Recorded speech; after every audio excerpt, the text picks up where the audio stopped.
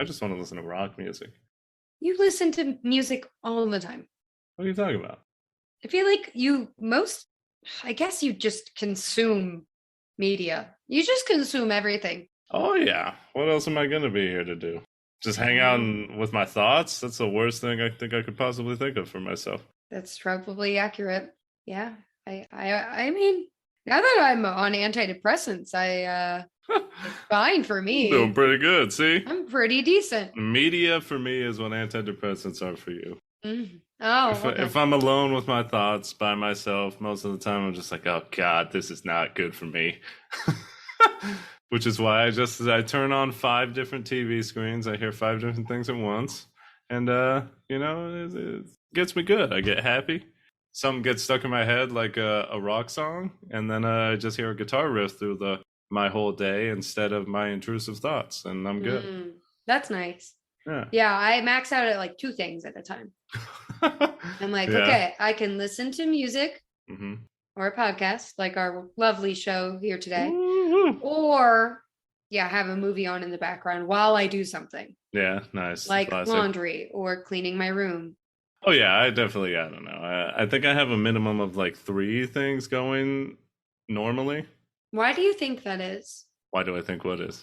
Why do you think you're so like, why do you crave input so much? I don't know. I just think I enjoy having things happening. And I think I feel like, let me break myself down. Let me put on my doctor cap. Yeah, your fake psychologist glasses. I think maybe part of it is due to the fact of like, I mean, for one, I really just don't like silence. Not a fan of it. Does it freak you out? Is it scary, or is it just something you avoid? I think I just avoid it. I mean, it's scary at night when it's dark and there's nothing going on, but the thought of the demons coming after me. This gets back to your root, just like baseline paranoia. Oh yeah, absolutely. You know, what could be lurking out there? I hear a couple bumps, and it's like, well, is this the time where I end up in a murder documentary? And it's it for me. I also think maybe part of it is I just don't want to miss out on things. Like we only have so much time in the day, so I'm like, I want to see as many things as I can. Otherwise, I kind of feel like I wasted the day. And then maybe, I don't know, my last thought is just maybe possibly I have a little bit of undiagnosed like ADHD or something. Yeah, I could definitely see that. Because I wasn't gonna say it. Let you say it. I've been seeing more recently on like TikTok and stuff that people are like, oh, I have like ADHD and this is something that I do. And then I look up and see myself doing the same thing. And I just, because I saw some dude that had 5 screens on in front of him and said that they had ADHD. And then I got to thinking. Yep. So I don't know. Probably I mean, maybe that's part of it as well. I don't know. I would not be surprised if you came back with that diagnosis at all. At the end of the day, I think I do just find joy from it, though. You know, I mean, what are things that I love? Why do we have this podcast? It's media. It's consuming things, video games, TVs, movies, songs. So may as well do all the things I love at once. There you go.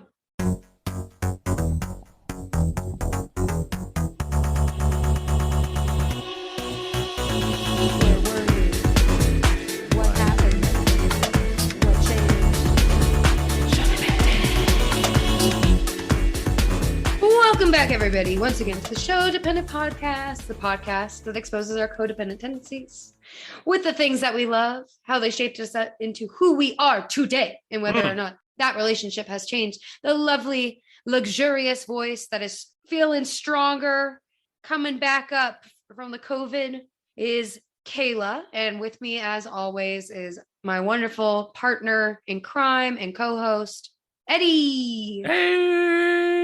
Did you seriously just put on glasses? I mean, are we breaking things down or we're not? Did you need to feel more distinguished? Just that's why you put on your blue light canceling glasses? Yeah, I was like, for one, I've been staring at screens a lot lately. And for two, if we're about to break this down, a little literary masterpiece turned into a film, I've got to have my glasses on so I look distinguished for the people who can't see me. Yeah. I mean, I would call you a poser. But the fact that you are almost legally blind, that's fine. Are you trying to gatekeep eyesight? Yes, I am. It pisses me off when people wear glasses for fashion. How do you think I feel?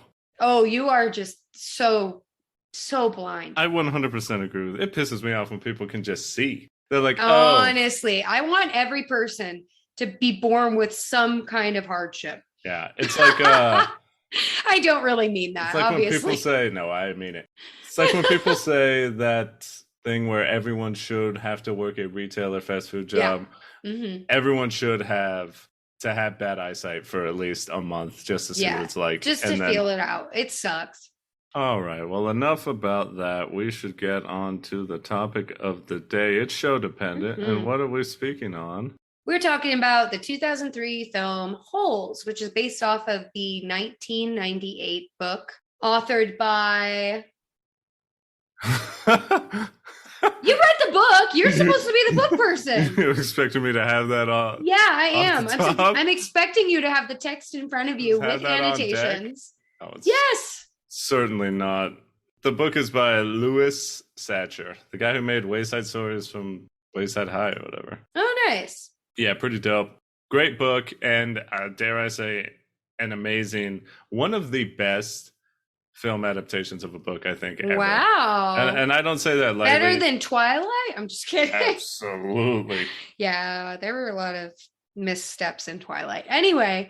before we hop in, I do want to say I had an aha moment right before we started recording. Yeah. Because I was in my inbox and I saw two things from you titled Holes, and I was like, holes.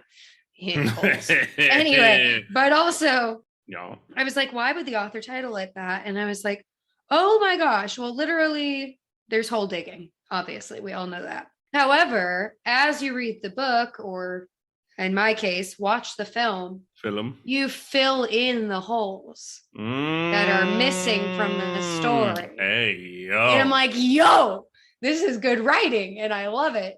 Louis, you wild for this one. Louis? Or maybe it's Louis? Louis? Louis. Okay. Well, Louis, I'm proud of you, and I like this title. Let's talk about it. By starting off with our Meet Cute. Wow, that was nice. I liked it. It's a meet cute, baby. It's how we met this thing. All right, 2003, a post 9/11 world. Eddie was just out here actually having memories and forming friendships that will last me a lifetime. So in 2003, I was firmly in middle school, starting to remember my trials and tribulations. Couldn't walk because my knees grew too fast. Yu-Gi-Oh, which, by the way, rest in peace, the creator of Yu-Gi-Oh, he died recently to date this episode. But yeah, he was found dead. Good Lord. I'm going to say I can actually remember exactly when I watched this for the first time. Wow. Unless I've planted false memories into my own brain, which could very well be the case, I believe that in 2003, my brother, who's a few years younger than me, it was his birthday, and this movie came out around his birthday. And so for his birthday party, he had his buds over, and then we all went to the movies to see Holes. So I remember tagging along and just being like, yeah, I'll go watch this movie. So I actually remember, I believe, opening day or opening weekend of 2003, whenever this movie came out that year, I was there in theater watching, and I was absolutely wowed. Wow. I did not read the book before the film, but after it, and I found out that it was a book, had to get in there. Honestly, this book is, I think, one of the better books I've read in my life. Definitely from like the young adult or kid perspective, one of the best books I think I read as a child. The things that it does and the choices it makes, fantastic. Nice. Well, I also got to see this movie in theaters, which is pretty cool. It's one of the earliest movie memories I have. I think that and Shrek. There you go. We're very formative. Problem, baby. Baby, I'm in love. Anyway, gosh, Shrek is love. Shrek is life. Counting crows. Holes is pretty special to me because I remember going to see this movie with my mom. Nice. And it was like a mommy-daughter date. I don't recall my brothers being there because I think this probably this movie is PG rated, right? I think so. I'm pretty sure it's PG, but I remember in the trailer it looking kind of scary. Uh-oh. So my mom was a little hesitant to bring my younger brother along. Could be a little much. Yeah. And I remember being scared in this movie. So, I mean, we'll unpack the reasons why as we break this down, but I definitely remember drinking and because we would sneak in food, obviously. Back in the day when it was a lot easier, I think. But I remember drinking a carrot orange sobe. Oh, God. And just watching this movie and getting scared out of my pants, but loving it and really enjoying the story and the romance and all of that. And it reminds me of my mom. So yeah, I'm excited to talk more about it. Getting to know each other. We're going to save the in-depth talk about it for later, but the very first thing you hear is that song. Digging on, digging. Digging on. Yeah. I'm broken in and I'm broken soul. I fucking love it with this kid that's like 12, not 12, 14, but he's got a deep ass voice just singing. Love it. We fade in, we get the music, we see a bunch of holes, we see kids digging. The tone is fucking set even more because while these kids are digging, you see a kid's water bottle. His name is Barf Bag. He sees a rattlesnake and then just decides to commit a light suey. It goes in there just like suey light. Foot first into a rattlesnake bite. Everyone around him was like, "Hey, yo, come on, it ain't that bad. What are you doing?" And he gets fucking bit, and we fade out from his like I think I'd do that, to be honest. Oh, you think so? Get out of some manual labor. My father told me to go cut down this bush, so I'm gonna get bit by this rattlesnake. Well, I don't know how long Barf Bag was there, so. You did this to me, Father. You take this. My blood is on your hands. It's your fault. You asked me to mow the lawn. Yep. Yeah, a little suey. I don't know. Do you think you could do it? I mean, you're terrified of snakes. I don't think you'd ever consider getting close to one. No, absolutely not. Yeah. I'll dig my holes like I deserve to. You take a bad boy. Are you a bad boy? Do you think you get sentenced to dig in some holes? Oh, probably not. Definitely not, actually. I did not mess with the law. No, for sure not. Well, off that screen, we see Stanley Yelnats and some shoes fall on his fucking head. Stanley Yelnats a young Cheyenne. But we get the nice voiceover. Stanley Yelnats, my family's cursed. 150 years, talking about, oh, got these shoes. And we just get a little bit more of the setup. Stanley gets hit by shoes. He's arrested. The judge, definitely a piece of shit. Oh, yeah. He says, well, I could send you to jail. It's like, for what? The kid's like 12. In the book, I believe he's younger. But in the movie, Shia, he looks maybe like 15. Something maybe, like that. The judge has got to be, where are they? What state are they in? They're in Texas. Texas, yeah. I was gonna say Republican-ass state for sure because this judge is ready to send this kid just to prison for life because he stole some shoes. And it's like, dog, this does not. He's a first-time offender. He didn't even do anything. Yeah, and it's also like, I guess it just kind of sounds crazy that shoes fell out of the sky. Yeah, but even if he straight up stole them, I mean, it's just a pair of shoes, and he's a kid. Yeah. First-time offender, very sweet, very nice, told the truth. Like, does none of this count? It doesn't because police don't give a shit about you and the justice system don't care about you. Once again, I've been seeing it more and more. Do not talk to cops. Use the wise words of our buddy Medium Sauce. Do not talk to cops. Don't do it. Either way, the intro is brief. We get the setup. He gets sentenced to Camp Green Lake for 18 months. And as he's going there in the bus, traveling through the desert, holes everywhere, he sees a mirage, a ghost of a man pulling a donkey. And we arrive at Camp Green Lake. Yay! We made it. Where's the water, Kayla? What's happening here? Well, it's a bit of an ironic name. Oh, fun stuff. Yeah. Green Lake, more like Dirt Lake, because this place is a hellhole. Oh my gosh. Yeah, I look at Camp Green Lake and I mean, I'm pretty familiar with desert landscapes. Yeah, but this looks particularly desolate. Like there's not sagebrush, there's not any cacti. It's just dirt. Oh, this is a desert. This is a capital D desert with one S, not two. Sure. We're not talking about desert. Okay. Anyway, sorry. Every time I spell the word desert, I think of strawberry shortcake. That was my my clue. About to get some dessert after this. Eesh, you know it. It's pretty obvious that Stanley does not belong here. Oh no, he's a sweet boy. He's just a sweet guy. He's one of the ones. He really doesn't pick up on how bad his situation is very quickly. I mean, he's not institutionalized. He's not from the streets like some of these other kids. Seems like, they've had a very hard life. Like I said, this kid is a first-time offender. This kid ain't built for this. No, definitely not. And you can tell it's very much a fish out of water situation because there's literally no water. But yeah, it's pretty crazy seeing Stanley try to acclimate to Camp Green Lake, getting to know his tent mates and the people that run the facility.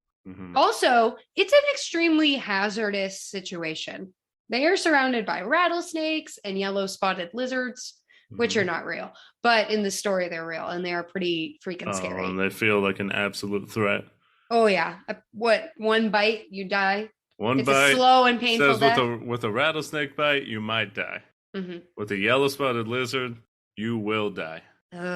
Essentially, a yellow spotted lizard bite is a 100% fatal bite. So, Jesus Christ. Yikes. The fact that they can even keep kids around this. Yeah, they're. Oh, God. It'd be fun to have our lawyer bud break down all of the issues. I mean, honestly, it's Texas, though, so they'd probably be like, yeah, it's fucking fine. We don't give a shit about they're brown, if they're brown, we're going to put them exclusively close to yellow spotted lizard nests. Exactly. Shouldn't have came over here. Put the illegals next to the yellow spotted lizards. Oh, my gosh. The shoes are very weird to me, but they are an amazing plot device, and it does a really good job of tying shoelaces. I get it. Thank you. Tying everything together. And the owner of these shoes, the reason these shoes are so important is because they belong to a baseball player, but his nickname is Sweet Feet. Eddie, what? I mean, there's a hilarious line. Yeah. Where Sweet Feet is giving testimony for some reason, as if he stole the shoes off his feet. It's like he stole them from quote unquote stole them from a donation. So why? I just find it hard to believe that they would even bring this guy in. Like, what? If I was Sweet Feet, I'd be like, no. First of all, leave the kid alone. Second of all, I'm not going down there. But Sweet Feet, he took the time out of his day. He went down there. And he was absolutely disgusted. Yeah, he was fucking pissed, which was very funny because he says, stealing shoes, I grew up on the street. I know the system. I just don't understand how anyone could steal from homeless people because the shoes were being auctioned off to give money to homeless.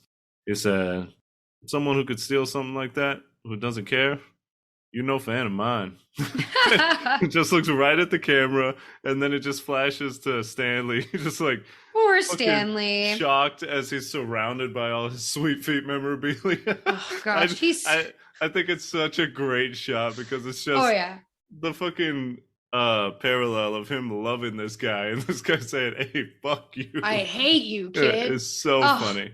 That's gotta sting. Poor Stanley. And as we're about to talk about the cast of characters, an important character here is Zero. Because as Stanley says, yeah, these shoes fell out of the sky. Haha, isn't that weird? Zero says, were they red?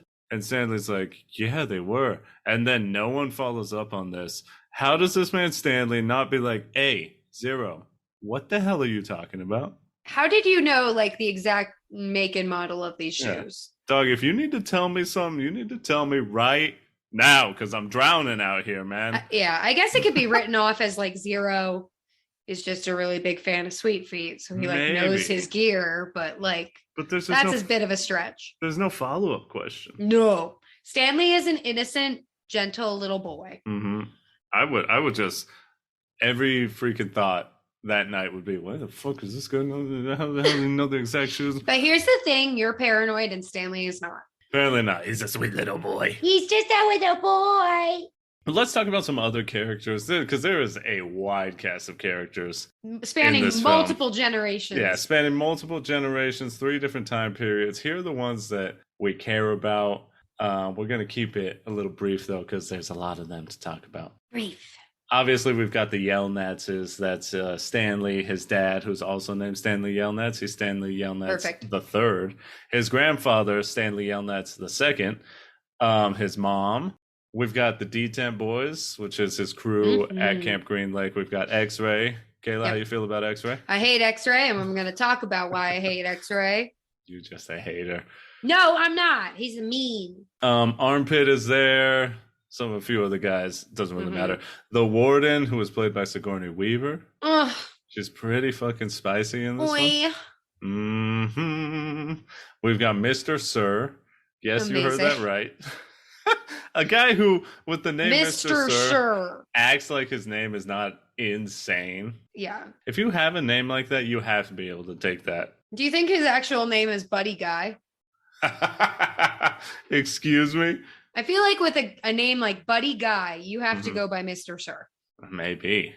We've also got Dr. Pendansky. He's the therapist for Camp Green Lake. He's not very good at his job. And then if we flash back to old Camp Green Lake, we have a character known by the name of Sam, an absolute angel of a man. I love him.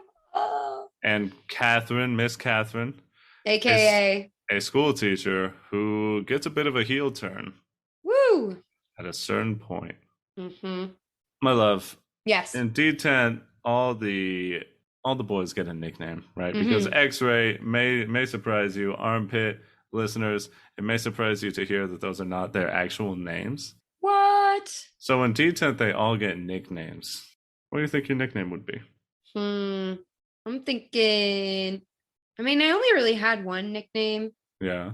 But if we're going off of Barnyard Girl. It's like in high school. They call you Barnyard. No, that was not where I was going with that. There was a guy in my high school who called me K-Swiss, and I liked that nickname. It was fun. I wear my K-Swiss. Yes, I wear my K-Swiss. I did. Digging holes. Digging holes. Getting bit by yellow-spotted lizards. Being on God's thumb. Dying in the heat. Being kissed by Kissing Kate. Being abused by adults. Oh, fun. Who are getting paid to abuse me. Being shot for an interracial marriage. There you go. It's that easy. No, I think it'd probably be something like Armpit, because I'm sweaty. I'm sweaty. Maybe. So maybe Pit Stain. Nice. Yeah, that'd probably be my derogatory. Stain, that's good. Yeah. If it's a mean nickname, yeah. Yeah. I mean, Armpit, they're kind of, I think that their nicknames are kind of, I don't know. I feel like Armpit is the only one that's actually kind of derogatory. I mean, Barf Bag is actually pretty bad. Caveman. That's not a bad name at all.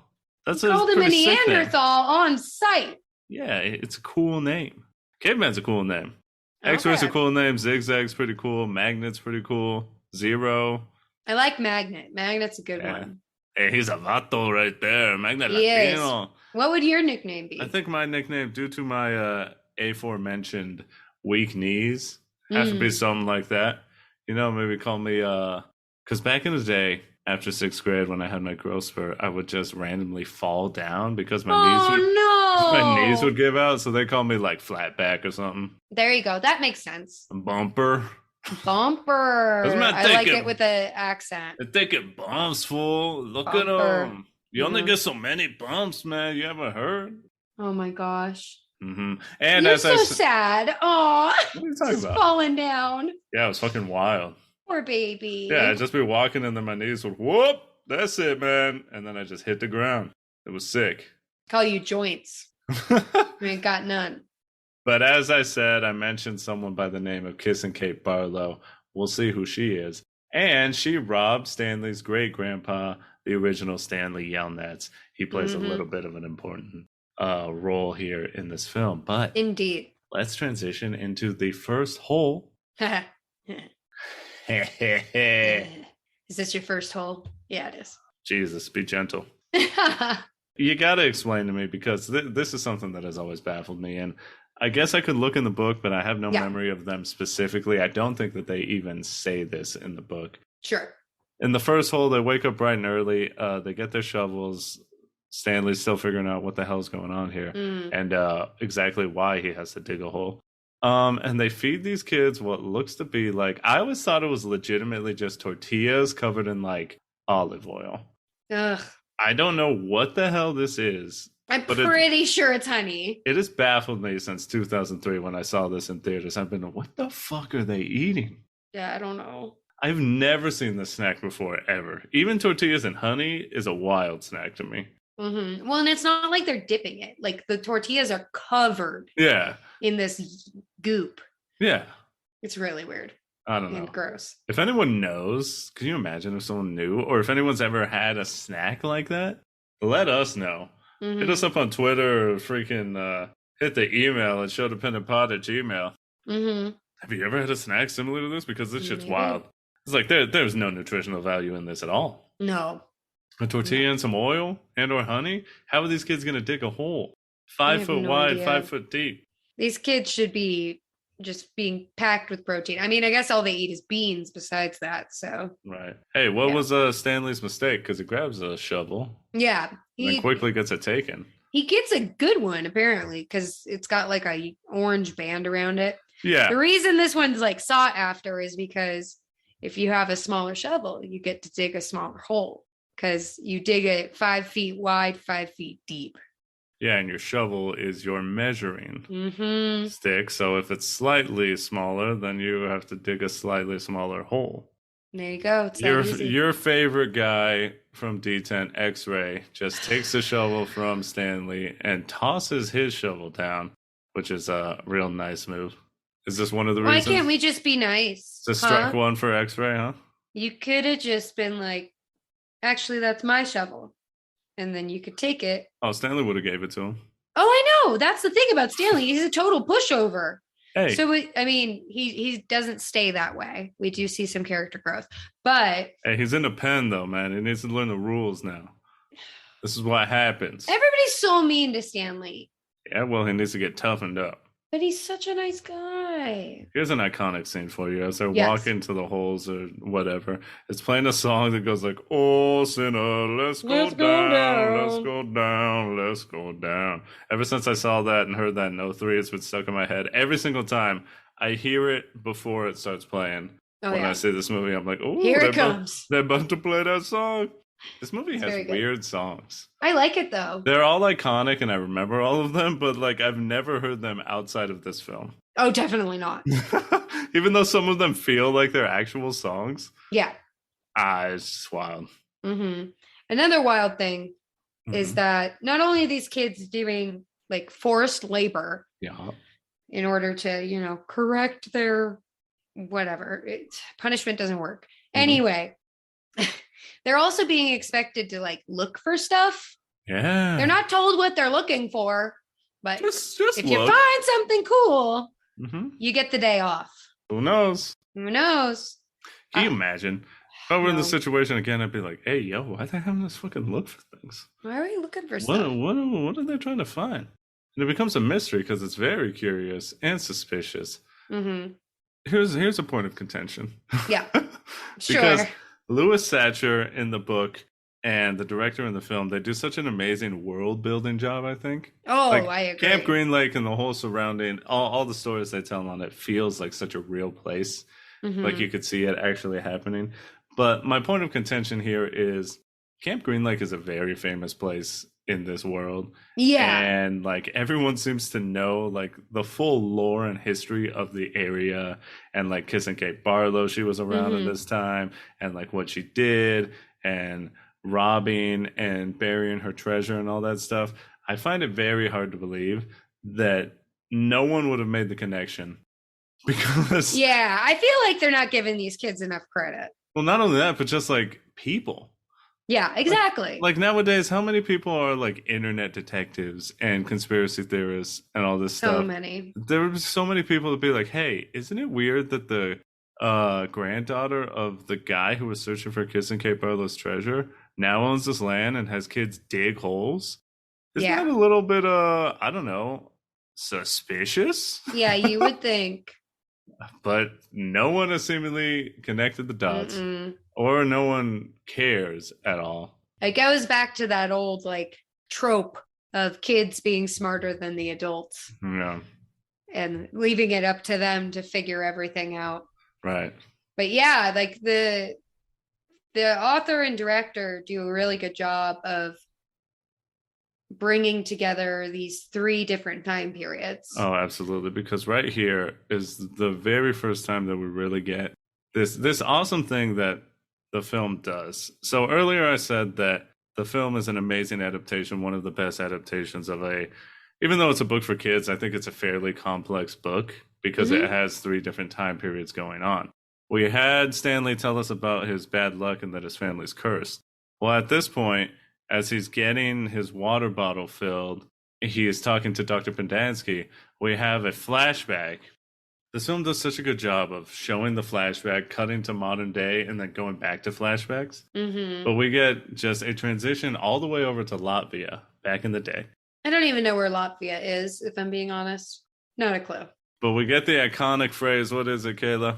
You're no good, dirty, rotten, pig stealing great great grandfather. That's who all the men of the Yelnats family blame their bad luck on, because back in Latvia, guy's name was Elia. He loved this bimbo ass girl. So she's so dumb. But as you know, what was her name? Myra Minky? Oh, right? That's such a bimbo name. Yeah. But as you know, and you may be out there listening in 2022 and thinking this don't sound very different, but back in the day, these women didn't have rights. No. Weren't allowed to choose what they wanted to do or who they wanted to be married with. So the father just wants a fat pig for his daughter's hand in marriage. Elia's like, hey, yo, I ain't got this. Goes to Madame Zeroni. She's a fortune teller. She's a queen. Eartha Kitt. She's back again. She's back. You thought we left her in Emperor's New Groove, but you're wrong. Nope. She's here. Goes to her for help. She tells him, hey, here's the deal. You see that little pig over there? Carry it up the mountain, sing it a song as it drinks, and then it'll get nice and fat, and you can give it to the man. But there's a catch. Oh, what's the catch? The catch is, after he takes care of the pig, he has to go carry Madame Zeroni up the hill and sing the song while she drinks, so she can grow big and strong. Uh-oh, but what happens if he doesn't? His family will be cursed for always and eternity. God, she's got such a good creepy voice. I love it. And you can guess what happens. He doesn't do it. Not only does he not do it, he doesn't go back for Madame Zeroni, but here's a little fun fact from the book. I believe that he got lazy because he was supposed to, essentially, you could say he was supposed to get the pig up the hill every single day for 30 days. And in the book, he forsakes doing it for like the last day because he can't wait, and he takes the pig to the... So if he had done the whole thing, the pig would have been bigger. But because of like his laziness and his ignorance, the pig is the same size. Yeah, it's a tie. So the father's like, oh, well, they're the same size. So, daughter, who do you want to marry? And she's like, oh, well, I don't know. And Elia's like, fucking Jesus Christ, you don't know if you want to marry me, a good-looking young man, or this ugly-ass, big old fat guy? Okay. I guess I'm going to run away to America. And completely forget about, the lifelong curse that was bestowed upon me. As he's like halfway through the Atlantic Ocean, he's like, oh, shit. I really hope this doesn't come back on me. Well, guess what, Grandpa? You ruined everything. As we come back to modern day, my God. Talk to me about the yellow-spotted lizards. They were terrifying in 2003. Now... Were you really scared of them? I was really scared. Why? Because they jumped out. Okay. And they looked vicious, and they were like, it'll kill you. And I'm like, oh my God. Are those real? They're real. I was very convinced. In retrospect, they are just bearded dragons with spots painted on them. However, the CGI is atrocious. Atrocious. Yes. Oh, it's so bad. It really is some of that just computer technology. People wanted to use it. But they should have thought better, because that early 2000s computer technology CGI is so bad and it ages so poorly. Yeah. They would have been better off just not using it. I feel like And I think we're thinking about the same sequence with Kiss and Kate. Yeah. It looks so bad.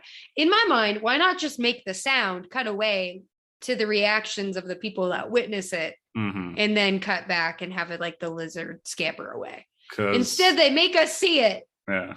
Because we have to see her get bit, otherwise stupid kids won't know what happened. Maybe stupid kids need to use their context clues. No. They don't even know what those are. You're right. We have to teach them. I haven't learned about those yet. But Mr. Sir saves Stanley from a yellow-spotted lizard and tells him to go to sleep. And meanwhile, spends the rest of the night just firing his revolver. It's like, yeah, man, I'll get some sleep while you're just shooting rounds like right next to my head and all that. Yeah, that makes sense. Mr. Sir is hilarious. Yeah, you like him? He's such a crazy old man.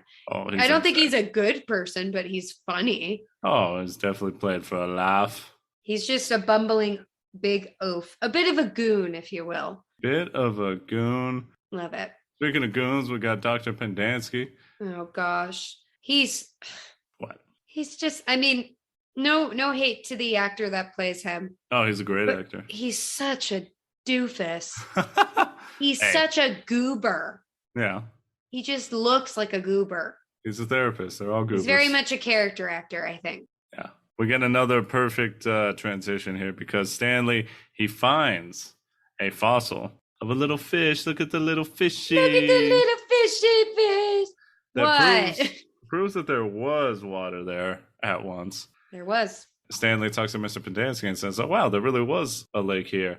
And Mr. Pendansky said, yeah, not only that, the warden, their grandpa, actually owned the lake, the town, and everything on it.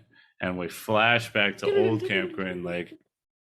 We get to meet Sam. Sam. I love Sam. Yeah, Sam is a salesman, I guess. He is a man of talent. Let's just say that. A Renaissance man. Not only does he, manage an onion farm across from Green Lake, but he also produces and sells his own wares, all of which are onion derived. Yep.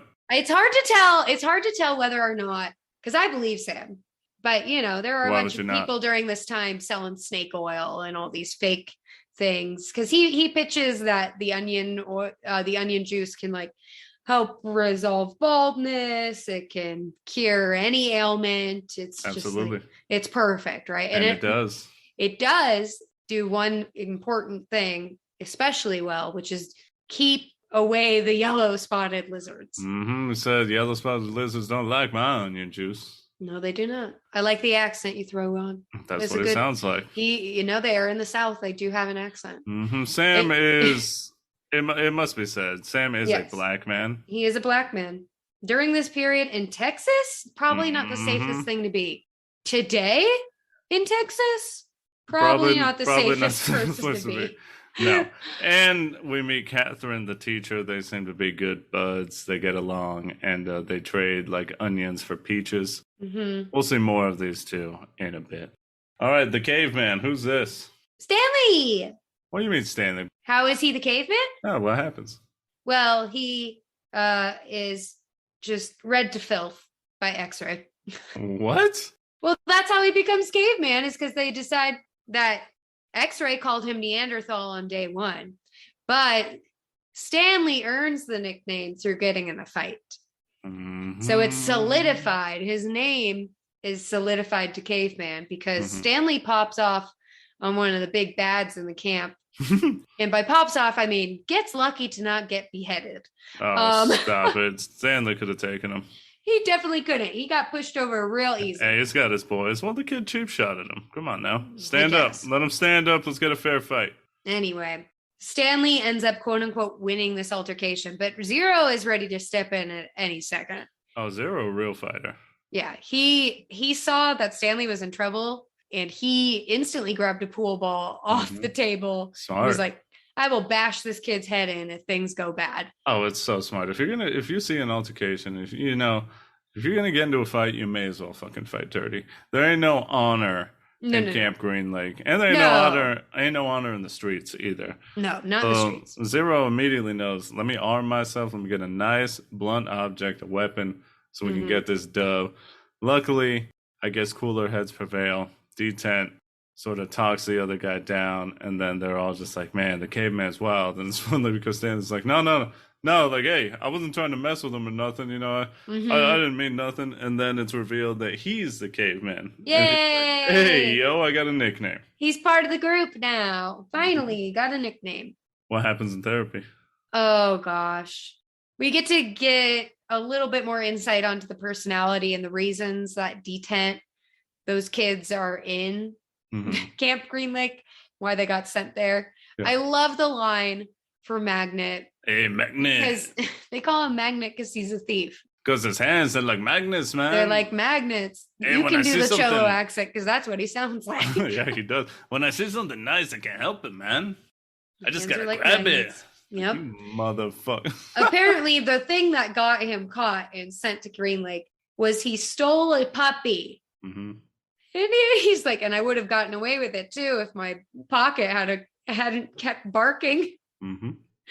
Oh my gosh. Right here in therapy, we just see how Caveman is now further becoming part of the group. When Dr. Pendansky asks him, you know, why are you here, Caveman?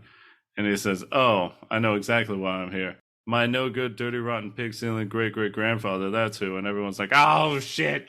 Got him. Caveman, you wild, dog. You're crazy. I love it. Yeah.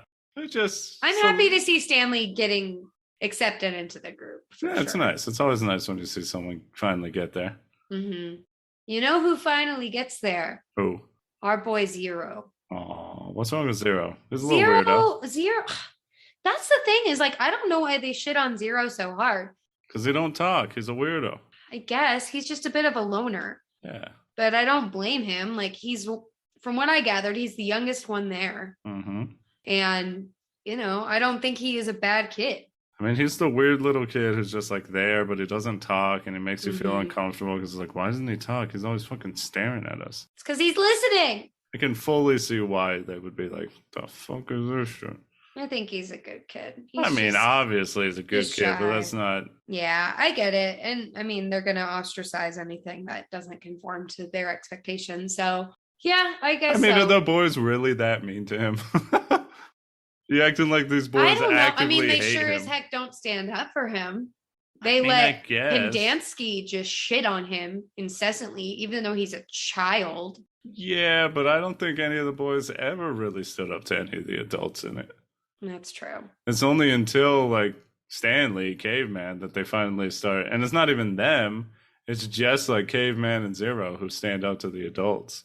That's true. Everyone else doesn't do anything. It's like you're blaming them for doing nothing. Yeah, I don't know. It's just hard because it's like I feel bad for Zero because he's illiterate. Yeah, they don't know that either. Because he doesn't talk. Exactly. If he stopped being such a weirdo and opened his mouth, maybe he'd be getting along with them. Poor kid. Anyway, basically, Zero is a mole. Zero can't read. But he can dig a fucking hole.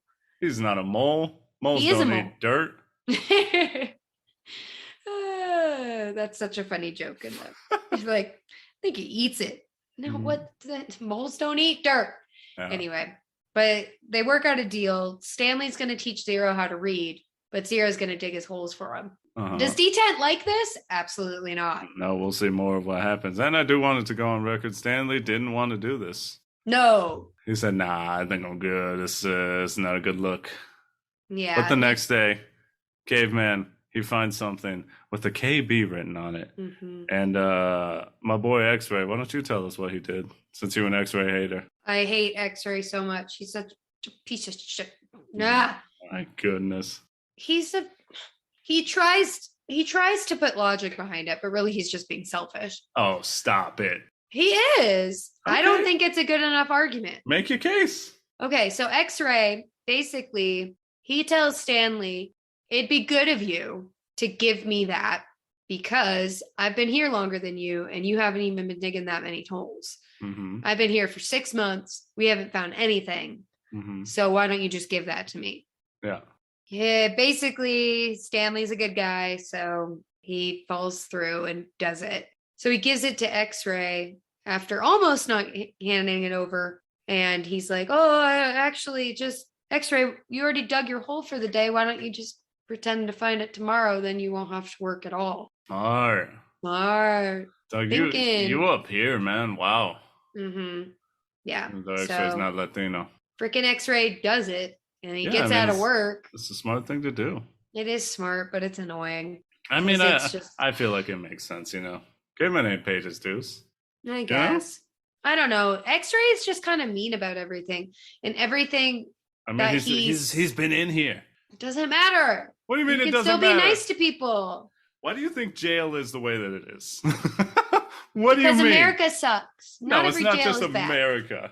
Oh, not every jail. It's not. Not every jail in the world is bad. That is jail culture for a reason, because it's all about power dynamics. Well, I don't like it. Why can't we just be nice? Why can't you lead as an example? It's trying to paint a somewhat realistic picture of the world that they're in. I guess. Do you think that X-Ray would have been able to talk down that guy from beating Stanley's ass if he didn't have some sort of like perceived power? No, you're right. It's just how it is, and I'm just sense. Soft like Stanley. I just want to be nice and get along. Come on, guys. Ugh. Anyways, X-Ray, he finds the thing the next day, as you said, gets a day off, and they start digging. The warden shows up. Everyone's like, and then they just start digging and digging and digging. They're clearly looking for something.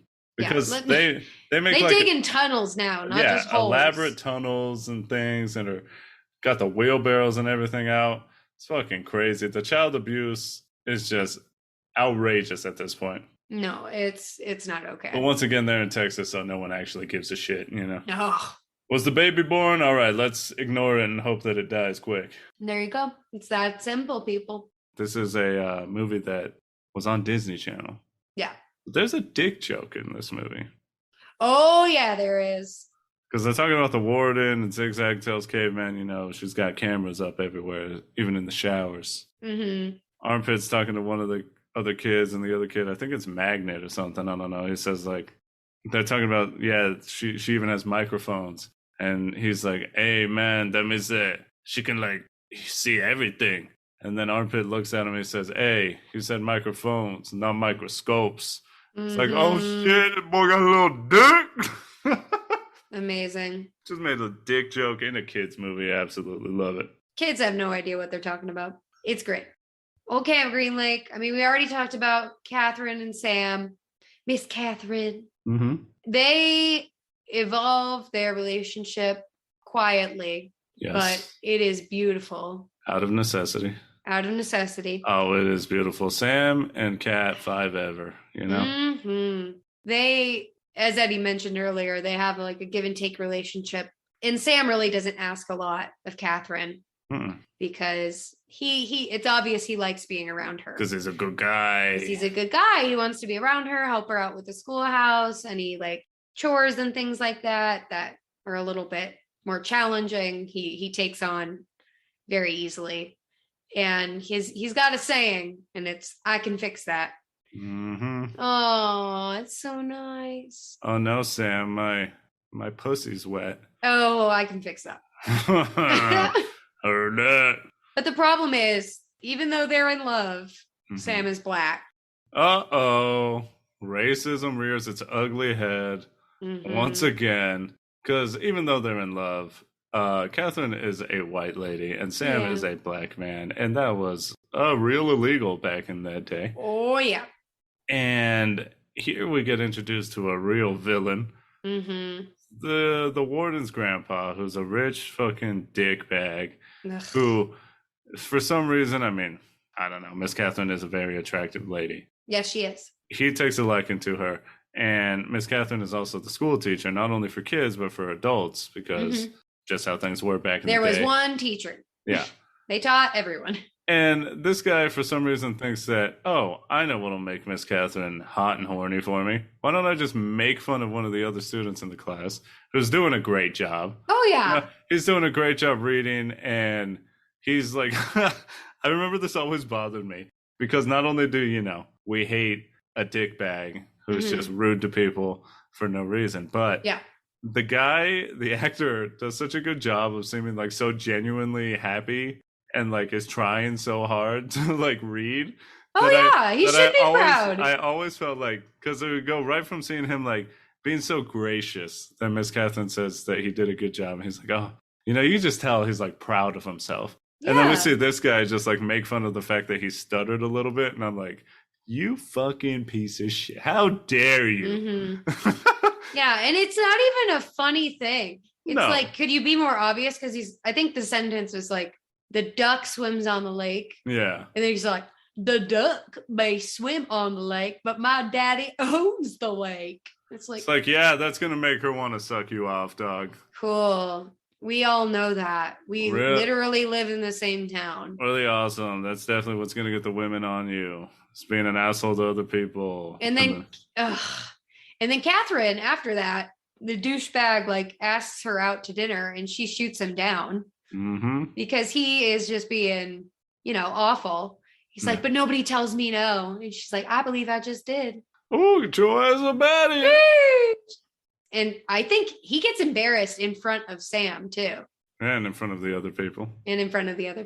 So it's just like, it's a big pride thing. He just wanted to say it too.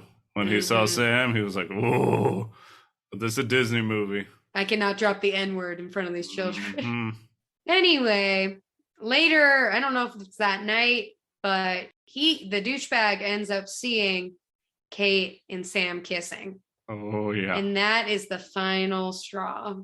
And he does like the most outlandish bullshit, hate crime, awful. The reaction is not only, full of hate and all that, but it's just doesn't make sense either. No.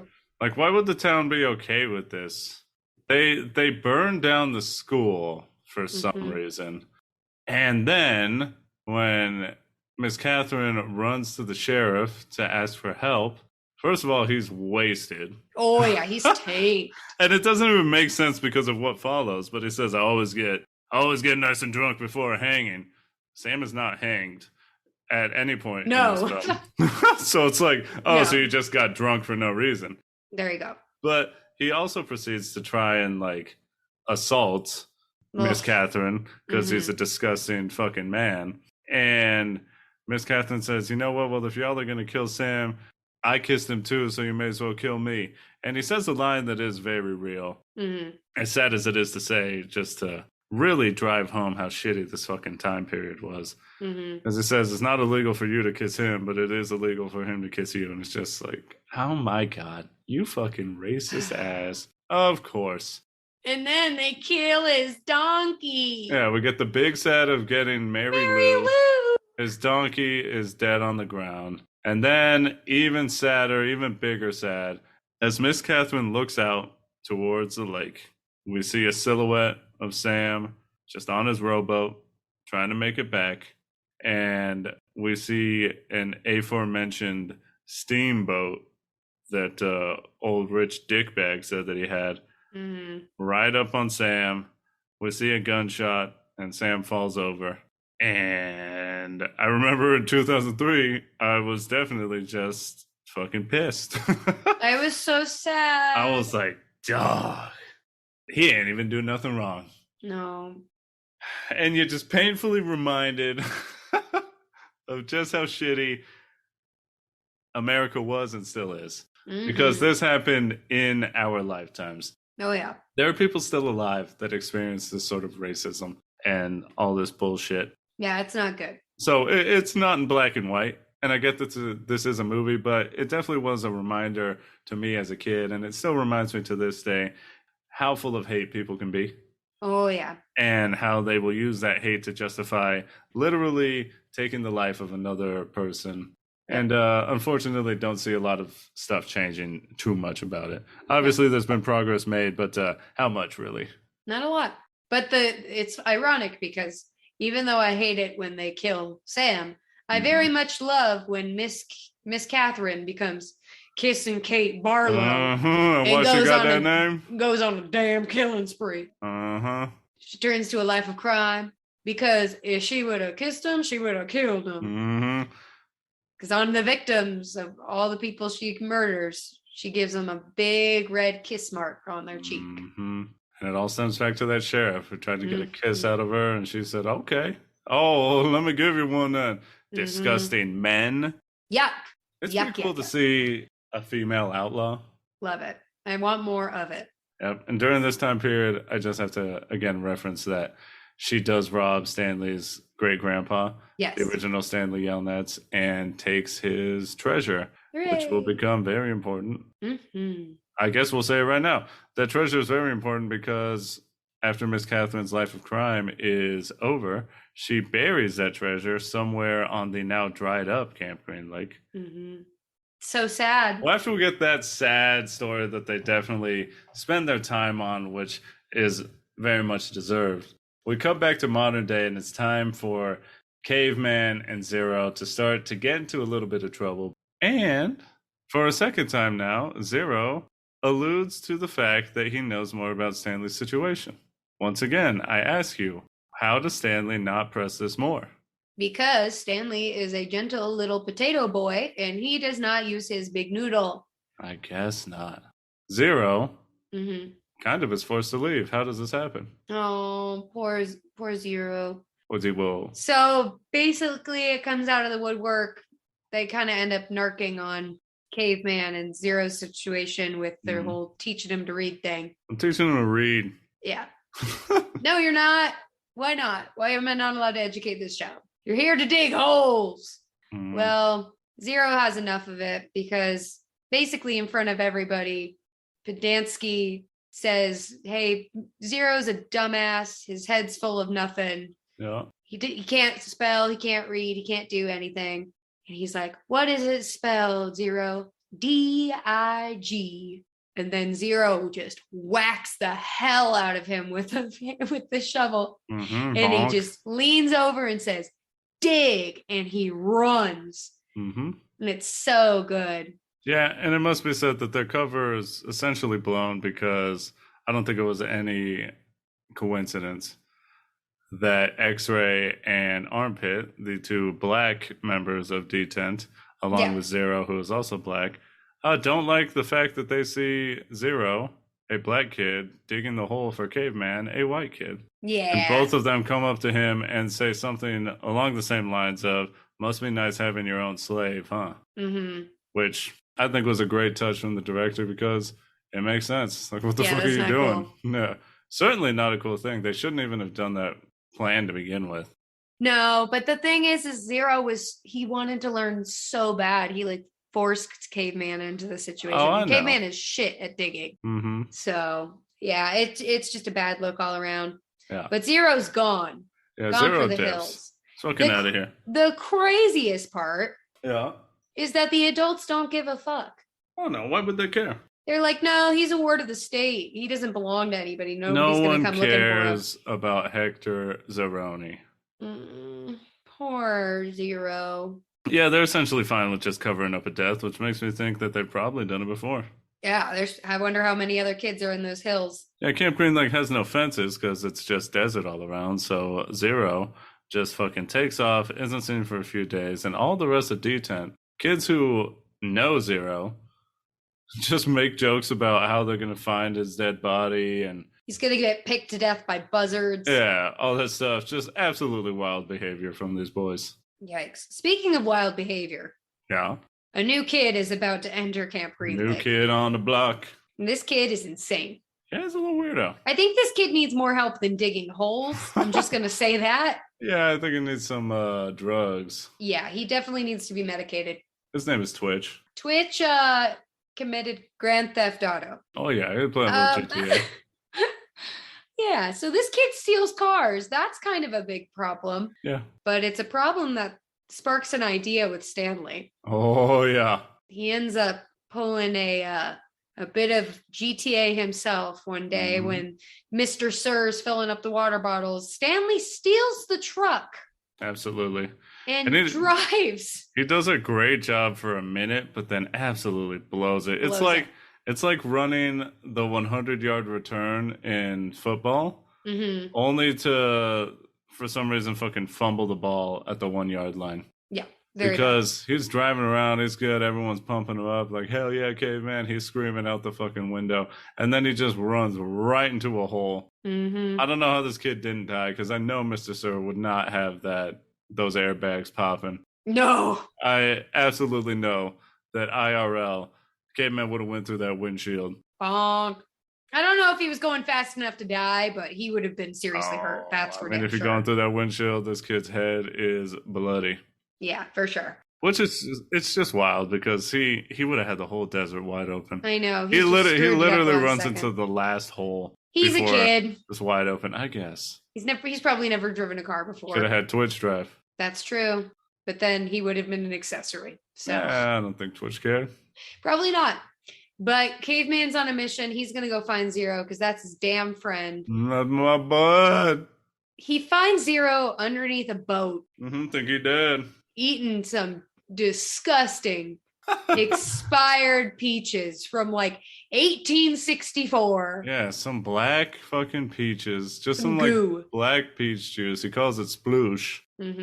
He finds Zero just tripping balls off this shit, pretty much. Oh, yeah. Because there ain't no way this kid just, like, fermented to hell. Just like, ooh, caveman, I feel pretty good. We thought cactus juice was bad, but no. I'm like, oh shit, dog, I'm feeling I'm gonna eat another loose.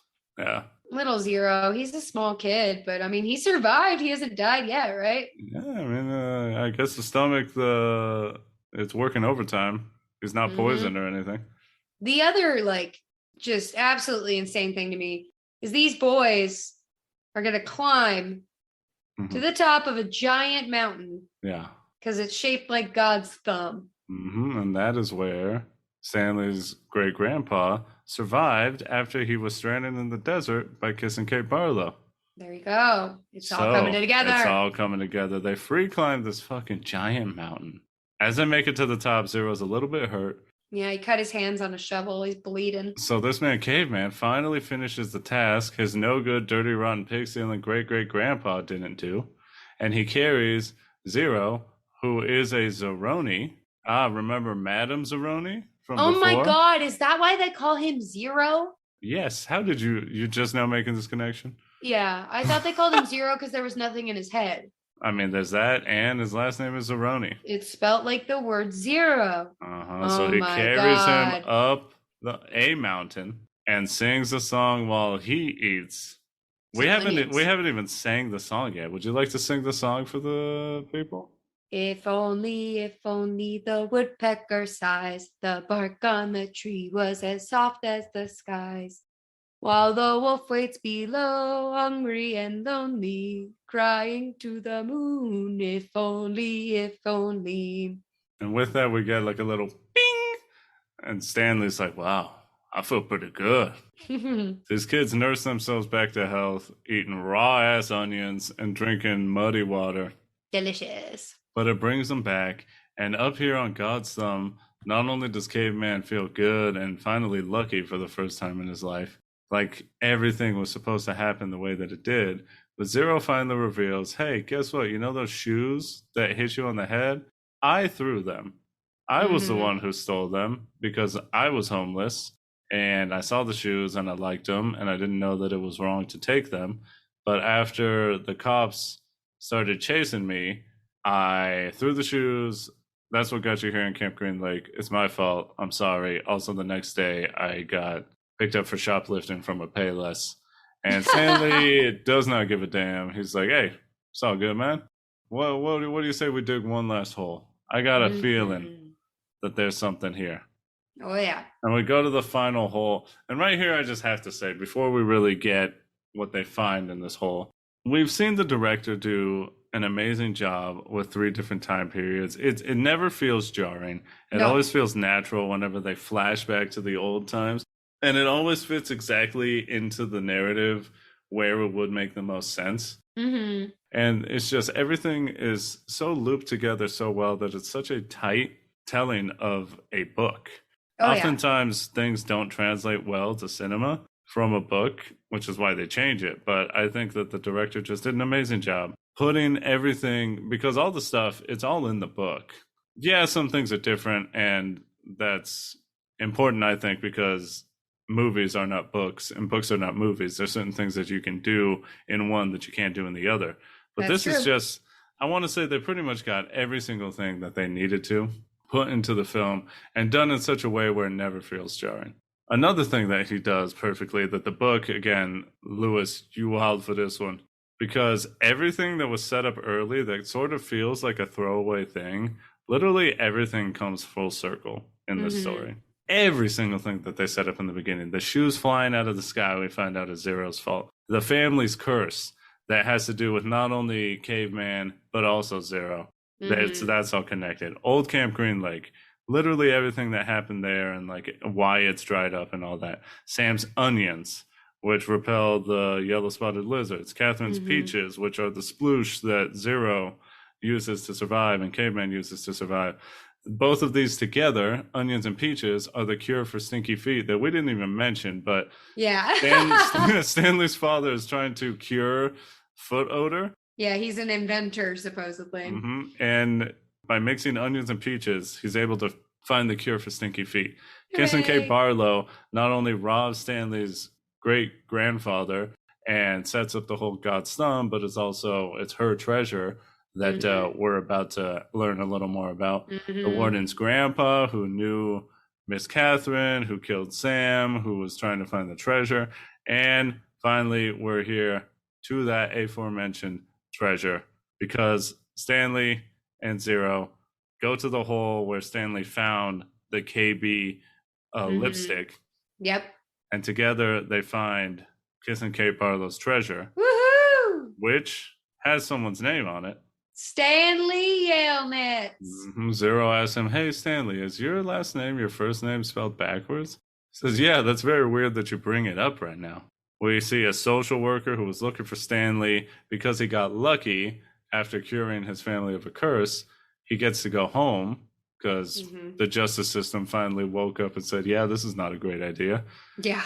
And the camp, the warden, gets their comeuppance because as Stanley makes it out of the hole, for some reason they didn't get bitten by the yellow-spotted lizards. It's because of the onions. But we know because of the fucking onions that they were eating. Yay. It's so well done to just introduce these things so early on and have them be so important to the end. It's just good storytelling. Stanley and Zero, they make it out. It's a whole thing as to, hey, like, why the fuck do you not have papers on Zero? What the hell kind of place are you running here? Hey, is Mr. Sir, he's a criminal? Dr. Pendancy. He's broken his parole. Dr. Pendancy ain't even a real doctor. Nope. Just all these things. And as they put his great-grandpa's treasure into the car and they're about to get out, for one, it starts raining. So Camp Green Lake is healed. Yep. And all the boys are celebrating the rain for the first time in seemingly like hundreds of years. Yeah. The warden goes up to Stanley and says, please, can't I just see what was in it? And he looks at her, and one of her catchphrases is, excuse me. So he gets to do his best impression of the warden. And in a delicious bit of line delivery, to her question of, can't I just see what's inside? Without skipping a beat, he looks at her and says, excuse me? And then just closes the trunk, and you just, oh, yeah. Yeah, victory! Yeah, baby. We didn't even say the fucking iconic scene. Oh, my God, how did we skip it? So why don't you tell us that before we go on to the end? Well, the warden's real bitter and really motivated to dig up this treasure because she spent her whole childhood digging holes for her grandfather. So... This is the best line.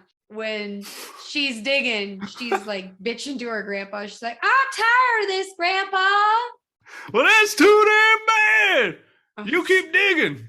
It's so mean. It's so mean. It's so good. I love it. This man's just obsessed with finding this treasure. Can you imagine making your granddaughter just dig holes? No. With your crazy old ass? No. Such an iconic line. It's so mean. All is going well for Stanley. And especially for Zero, because he's going from 0 to 100 real quick. Oh, absolutely. This man goes from 0 to a millionaire. Yeah. Because inside is a whole bunch of treasure, gold, but bail bonds as well. Or I don't know. I don't know if they're bail bonds, but bonds Yeah. for AT&T, I think they specifically say. Really? Yeah. And they were worth $25,000 back in the day. So by time maturing and those things being worth more now, Stanley says that they're worth millions. And not only that, but in a wild move, which, Honestly. I get it. He's your bud, you're bonded by ancient generations, Zeroni and the Elnats go way back. But he says, I think it's only fair that we give Hector half of the treasure. And I'm just like, dog, half? Half is pretty You're wild. insane. 30%, maybe 35. Half? You wild, man. Yeah, I don't know. Hey, Stanley a better man than me, I guess. I And guess so. the Yelnats are better than me because they agree to it. Zero finally gets to find his mom. Yay. Turns out she's alive and she's been looking for him this whole time. So they get that nice reunion. And in our final scene, we get to see that Sploosh is the name of the cure for foot odor. Sweet Feet is not only in the commercial for Sploosh, but he's also a friend of the family. Looks like they made all that up, and Stanley is actually a fan of his. And this is cool because in the book, it doesn't say anything about the other kids from D10, but in the film, it shows that all of them are hanging out with Stanley and Zero. So it seems like they all got out and that they're all still friends and together. And in the book, the ending's a little bit different. There's a few other differences, obviously, in appearance of characters and stuff like that. But for the most part, very faithful to the book. But the ending, I think, is kind of it's sweet, I guess, because it ends with Zero's mom singing him the song that Madame Zeroni said in the past. She just sings a new verse that essentially wraps up that everything's okay now. But I think I like the film's ending better because it ends with Stanley saying, everything worked out. Camp Green Lake is a camp for girls now. They get to enjoy the lake. The boys, they all got time served and get to go home. And he just ends with the great line that says, as for everything else, all the other mysteries, I guess you'll just have to fill in the holes yourself. Yay. I think that is a great ending line to end this movie on. It's just, yes. That is fucking perfect. Hooray, Stanley! So good. Zero. I would be remiss if I didn't just mention here that Holes, the book, has a fucking sequel. What? It does? Yeah. But really? It's weird. It's like a sequel that no one has read or cares about because the sequel is based on Armpit as the main character.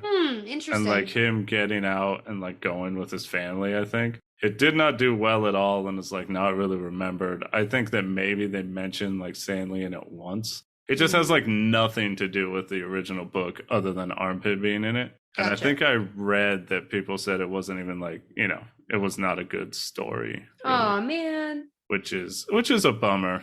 But it makes sense. After an amazing book like Holes, you kind of want to see more. Yeah. Not just completely changing things. For sure. But my God, the moment you've been waiting for. Me? I don't know if this is the moment I've been waiting for. Is this not what you wait for every time you see this movie? It's a bit of a moment. I don't know if it's the moment for me, but I know it's the moment for you. It is the moment. Because I remember, flashback to 2003, you heard the tease of the song at the beginning with these kids singing like, an old working song. Digging on, dig it. And then at the end, during credits, we go right back to that song. And we find out not only is it that chorus, not only do we have I believe it's the boy who plays Zigzag, doing his deep voice as a broken hand and a broken soul. Emancipated from all you know, you got to go dig those holes. Not only do we get that, but we find out that the song is a fucking rap. It's a rap, people. We're rapping. It's legitimately, I remember walking out of the theater in 2003, just stuck in my head, just digging up, and just fucking like pumped up. Jazzed. It's so fucking cool. I believe I downloaded the song on LimeWire. Oh my God. And like maybe burned it to a CD or put it on an MP3 player. I've heard some of your CDs and it would not surprise me if that is on there. At the end of the day, it's just so much fun that they let the kids, the actors, do it. and sing the song. I wonder and who then, wrote the verses. I wonder, do you think they I'm did? curious. They may have helped. They said, give me a quick 4-bar, and Caveman said, I got it. It's Shy of the God, man. It's just so good. I fucking love it. Everyone kills their part. Like Zero gets a part where he like sings high. X-Ray gets a part where he does like a quick 10-bar. Shia LaBeouf starts us off with like, God, what's his go? My name's Caveman. That's the only part I remember. 2 suits, 2 tokens in hand. I got no respect cause I'm the new man. Got my shovel, shoes full of sand. Check out the tag, my name's Caveman. Amazing. And then na na na na na na na na na na na na. Now. It's so fucking good. Just go, if you haven't listened to the song or you haven't heard it for a long time, go listen to it. Go listen. It's fun. It's just so much fun. And it is, dare I say, iconic. Iconic. Well, let's go from there, the end of the film, the end of the book, and go into the DTR, defining the relationship and see how we feel about this film now. Where does Holes lie within our scale of not giving a damn to being show dependent? I like that scale. Not giving a damn. I think it makes sense, yeah? Yeah, absolutely. Because there's some things you just do not care about, and there's some, I mean, the opposite end, you just can't live without them. There you go. I think my relationship with this film is pretty much the exact same as it was when I first saw it in 2003. Nice. I really don't think my opinion has changed because back then I was like, oh my God, this is like such a good story. And I really loved playing with the different time periods. I thought that was really cool. For sure. And I think it's just like a really good example of a lot of good morals. Yeah. And it teaches good lessons, like to follow through with your promises, to be loyal to those around you, that, where you come from matters. And, your heritage is an important part of your story. It's also another really great reflection of like just how interconnected the human race is. Yeah. Like if we go back far enough, we can, all theoretically find someone related to us and related to each other. So it's really cool. You're right. I think this story is just one that is aged so well. And I really am so, so happy every time I watch this movie. More than happy to watch this every time it's on. I was very excited to rewatch it this past time. I was like, oh, let's get in there.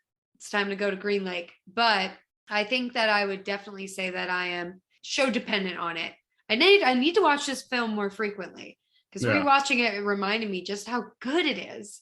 So yeah, I think I'm definitely show dependent on this. I think I could say that with full confidence. Nice. This is a movie that I will continue to watch throughout the rest of my days. There we go. Holes to me is definitely one of the first times where a film made me want to read the book. And especially in recent times, I have been wanting to read more and more. And I have been listening to so many books on audio through having Libby. Shouts out Libby. Go get a library card once again. Everyone should get one. But I think this was definitely the first time where I saw a film, loved it, found out that it was also a book, and thought, I have to read this book. There you go. I need to go experience it in its original form, not only just to see what was different, but just to see why this was worthy of being made into a film. I was definitely not disappointed. I think Holes is an amazing book for anyone to read, but especially for young people to read once they're able to. That way they can understand just what a quality story is. Like you said, all the morals and the things that it teaches, I think are fantastic, are really good things that kids should learn and understand. It is one of the best adaptations of a book to me.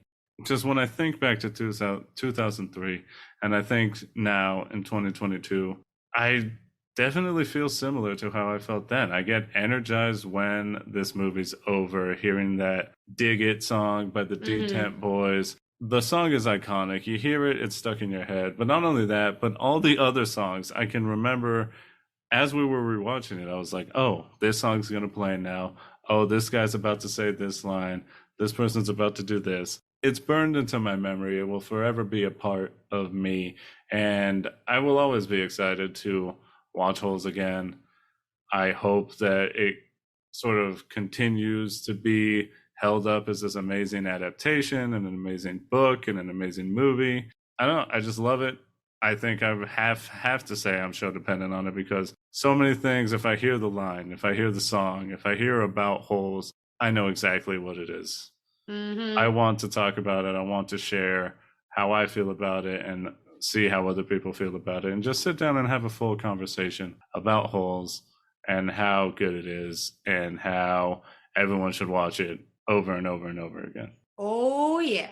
All right. With that being said, we done did it. It's about time for us to fill in our holes. Oh, God. And say, hey, this episode of the Show Dependent Podcast has come to a close. A big, giant thank you to all of you out there for listening. If you liked what you heard here today, please, as always, we ask, give us a follow. Download this episode and the past episodes. It really does help. But what helps even more is spreading the word. Tell your D10 that they can find the Show Dependent Podcast on Apple Podcasts, Spotify, Google Podcasts, wherever you listen to podcasts. Show Dependent should be there. You can search SHO Dependent Pod. Again, Show Dependent Pod. If you want to follow the pod on Twitter, on Instagram, it's the same name, at SHO Dependent Pod. And myself, old bumper here, falling down because my knees don't work. You can follow me on Twitter, on Twitch, at Victor V Sweet. Just having a good time playing some video games, sharing my thoughts, and all those sort of things. Kayla, my love, where can you be found? Well, it's Pit Stain to you now. Oh, you're right, my B. Pit Stain, respect bumper. I expect it back. Anyway, you can find me covered in sweat. Not because of the physical exertion, it's just my anxiety. There you go. And you can also find me on Twitter at DJ Vivitch. Ooh, there you go, there you go. Hey, before you drive off into the sunset with all your bonds and the treasure that your great-grandfather left you, and just a story that you'll be telling your son, Stanley Yelnats the 5th, and the 6th and the 7th, before you do all that, I do want to ask you to save the date, get out your checkbook, and write a note on the back of this check.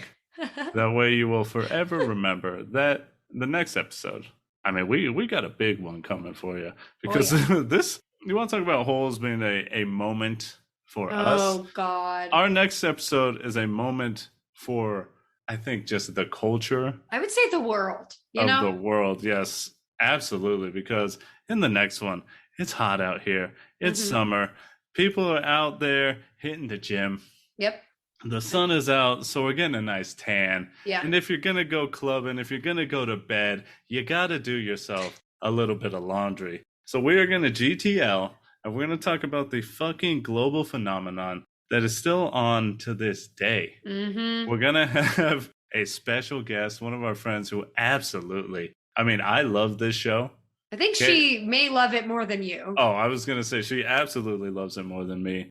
A total... I got it. Oh, okay. A shore whore. Wow. I don't know if she'd appreciate that, but I like it. It is time to discuss the people, the moments, the lines, all that is the Jersey Shore. Woo! And hey, to be honest... we may expect a little series out of this because it's a lot to unpack. There is so much to talk about and so much worth talking about. Oh, yeah. Now it's time for us to hop on out of here. Once upon a time, there was a magical place where it never rained. The end. Okay, bye.